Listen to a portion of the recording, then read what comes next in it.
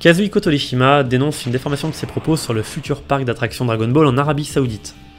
Alors pour ceux qui ont Twitter, vous avez peut-être vu aujourd'hui, il y a l'ancien éditeur d'Akira Toriyama qui a pété un câble et qui a fait un tweet parce qu'il est pas content.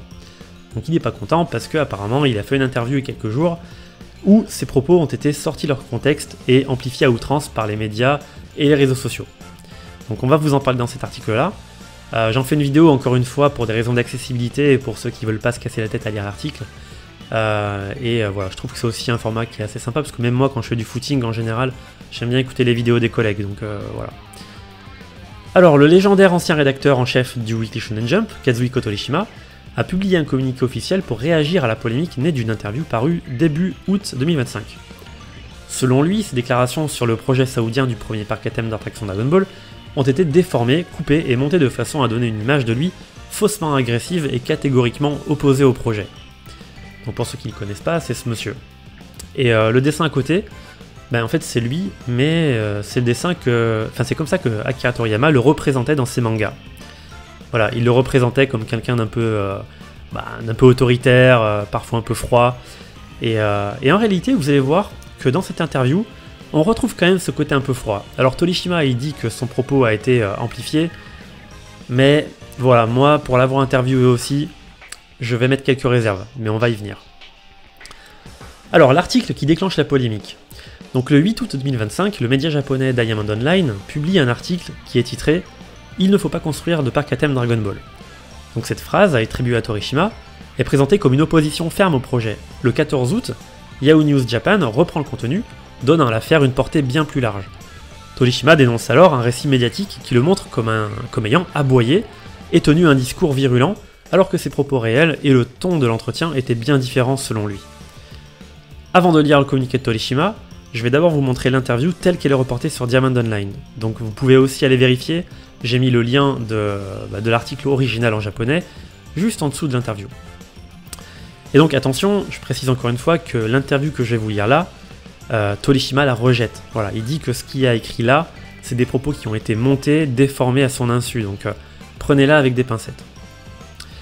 Alors le journaliste lui pose la question suivante. Une entreprise d'Arabie Saoudite, Eto Animation, prévoit d'ouvrir un parc à thème Dragon Ball au Moyen-Orient. Monsieur Torishima, êtes-vous impliqué dans ce projet? Torishima répond « Non, je n'ai absolument rien à voir avec ça. Et si j'étais encore chez Shueisha, je n'aurais jamais validé ce projet. La raison est simple, c'est un lieu où les enfants japonais ne peuvent pas aller. » Le journaliste lui répond « Mais les enfants étrangers, eux, peuvent y aller, non ?» Et Torishima répond « Peut-être, mais c'est une région politiquement instable et les enfants japonais ne pourront de toute façon pas s'y rendre facilement. Créer un manga, c'est le travail de l'éditeur et de l'auteur, mais ce sont les lecteurs qui le font vivre et grandir. Si ces œuvres existent, c'est parce que les lecteurs les ont soutenues et achetées. Agir uniquement pour un profit immédiat, c'est perdre de vue l'essentiel. » Et là, c'est un propos qu'on retrouve exactement dans l'interview qu'on a faite avec lui début juillet à la Japan Expo. Et c'est pour ça que je vous dis que quand Torishima il dit que cette interview elle montre un côté de lui qui est peut-être un peu fort et virulent et autoritaire, moi je me permets de dire, mais ça reste mon avis personnel, que c'est quand même des propos qui lui ressemblent vachement en fait. Et cette façon d'être un peu cash, un peu direct, c'est malheureusement, je dirais, un de ses défauts. Et il nous l'a montré plusieurs fois, il a fait pas mal d'interviews, vous pouvez le voir sur pas mal de vidéos ces temps-ci. C'est quelqu'un comme ça, c'est quelqu'un qui ne mâche pas ses mots, et malheureusement parfois, quand tu mâches pas tes mots, ça peut se retourner contre toi. Ça c'est mon avis personnel, alors je continue l'interview. Alors le journaliste lui dit « Pourtant, s'il s'agissait d'un parc à thème familial comme Disneyland, accessible à tous, ce ne serait pas un problème, non ?» Torishima répond « Un Disneyland au Japon, les enfants japonais peuvent y aller, oui, mais en Arabie Saoudite c'est différent. Là, il est question d'une activité pensée pour des adultes fortunés. Or, le Weekly Shonen Jump est une culture portée par les enfants japonais. Partout dans le monde, les seuls magazines que les enfants achètent avec leur propre argent, ce sont les magazines japonais. C'est pourquoi je pense que nous ne devrions jamais rien faire qui ignore la culture que les enfants japonais ont cultivée. » Fin de l'interview. Donc voilà, alors après avoir lu ça, c'est vrai qu'il y en a beaucoup qui ont un peu surréagi peut-être, donc certains y ont vu une prise de position pro-japonaise, on va dire conservative, tandis que d'autres internautes y ont carrément vu un message anti-saoudien pour pas dire raciste. Alors dans le communiqué ci-dessous, que je vais vous lire maintenant, Torishima il contredit cette retranscription d'interview faite par le journaliste japonais, même s'il ne nie pas non plus le fond de son propos. Et c'est ça qui est intéressant. En résumé, Il précise qu'il voulait surtout souligner l'importance de privilégier les enfants et les lecteurs japonais en construisant ce type de projet au Japon plutôt qu'à l'étranger, sans viser spécifiquement l'Arabie Saoudite, même si quand même, il avoue ressentir un malaise vis-à-vis du choix de ce pays, hein. Ça, là aussi il le cache pas. Et encore une fois, c'est tout à son honneur. Voilà, il a une grande gueule, il l'assume. Donc traduction intégrale du communiqué qu'il a fait sur Twitter aujourd'hui, encore une fois, le lien il est en bas de la citation, vous cliquez sur le X et vous arrivez sur son compte Twitter. Alors, traduction, donc il nous dit « Chers tous, le 8 août 2025 à 6h sur Diamond Online, donc qui est une rédaction de Diamond Life, puis le 14 août 2025 à 7h01 sur Yahoo News, rédaction Diamond Life, a été diffusé un article intitulé « Il ne faut pas construire de parc à thème Dragon Ball, pourquoi le légendaire rédacteur en chef du Jump s'oppose fermement au projet saoudien. » Dans cet article, les raisons pour lesquelles je m'oppose fermement au plan saoudien sont présentées comme si je les avais affirmées sur un ton particulièrement fort, avec des expressions telles que « j'ai aboyé ». Or, cela ne correspond pas à la réalité de la situation lors de l'interview ni aux faits, et on s'écarte largement de mon intention. J'en suis profondément désolé. L'article a été découpé et monté de manière à donner l'impression que j'avais parlé sur un ton très ferme, alors qu'en réalité ce n'était pas le cas, créant ainsi une fausse impression. En conséquence, de nombreux médias, chaînes YouTube et comptes personnels sur les réseaux sociaux ont repris et diffusé mes propos sous une forme qui ne correspond pas à la réalité. Là c'est toujours Torishima qui va parler, même s'il a mis des parenthèses dans son tweet, mais c'est vraiment lui qui parle. Je pense qu'il faut accorder plus d'importance aux enfants japonais, aux lecteurs, et qu'il faudrait construire ce type de projet au Japon.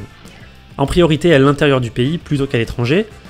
Ici je n'ai pas l'intention de désigner un pays en particulier, et le fait que le site choisi cette fois se trouve en Arabie Saoudite n'est qu'une coïncidence. Mais je ne nie pas que je ressens un fort malaise vis-à-vis du fait de le construire là-bas. Concernant ce que je voulais vraiment transmettre dans cette affaire, je constate qu'à l'heure actuelle, le contenu de l'article manque de précision par rapport à mon intention réelle. J'ai donc décidé de m'exprimer clairement. J'ai donc décidé d'exprimer clairement mes pensées et mon intention dans une déclaration qui sera diffusée dans l'émission Tokyo Mad Spin du samedi 23 août à partir de 25h. 25h... C'est quoi ce délire? Pourquoi il a mis 25h? Je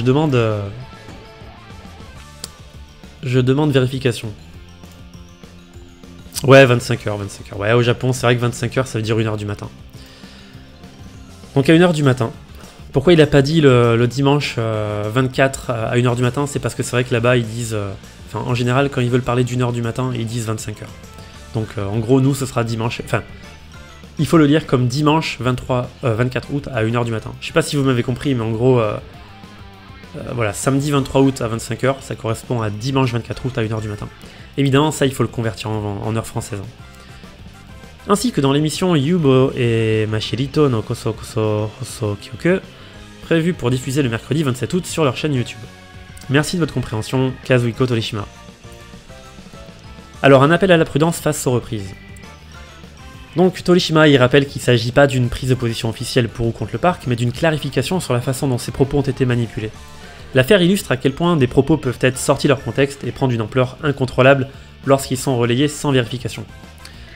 Et là, je termine sur une petite touche personnelle encore une fois, je disais que c'était... ça n'a rien à voir, mais c'est aussi pour ça que lors de notre dernière interview avec Torishima à la Japan Expo, personnellement, je regrettais vraiment qu'on nous ait interdit d'enregistrer l'interview, parce que du coup, quand toi t'es... alors je suis pas journaliste, hein, je suis un petit média foireux, mais quand toi t'es un petit média foireux et que tu dois écrire à la vitesse de la lumière pour prendre des notes quand t'interviews ces grands hommes qu'est Torishima, ou n'importe qui d'ailleurs, bah t'as peur, tu te dis mais ça va tellement vite que comment je fais si je me suis planté, si j'ai oublié un truc, si j'ai mal écrit, si j'ai déformé son propos, bah tu sais pas. Du coup c'est pour ça que j'aurais bien aimé qu'on puisse enregistrer l'interview, enfin bref.